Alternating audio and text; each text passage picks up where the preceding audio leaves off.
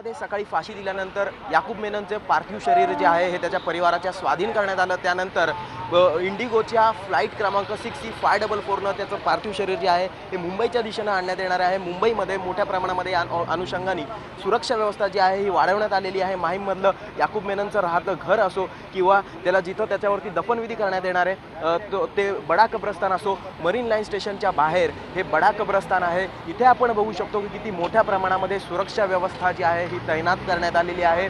Metal detectors कब्रस्तानाच्या ज्या प्रवेशद्वार आहे तिथं लावण्यात आलेले आहेत। चेकिंग या मेटल डिटेक्टर्सद्वारे आतमध्ये जाणाऱ्या प्रत्येकाची होणार आहे, त्यामधूनच त्यांना पास व्हावं लागणार आहे। तर दुसरीकडे RAFचे जवान, रॅपिड ॲक्शन फोर्सचे जवान जे आहेत हे तैनात करण्यात आलेले आहेत। दंगा नियंत्रण पथक जे आहे याची गाडी इथं लावलेली आपल्याला बघायला मिळते। तर दुसरीकडे CRPFचे जवानही बडा कब्रस्तानच्या बाहेर तैनात करण्यात आलेले आहेत। एअरपोर्टपासून ते अगदी चर्चगेटपर्यंत आणि मरीन लाईन्स जिथे बडा कब्रस्तान आहे या संपूर्ण परिसरामध्ये चोख सुरक्षा व्यवस्था तैनात करण्यात आलेली आहे।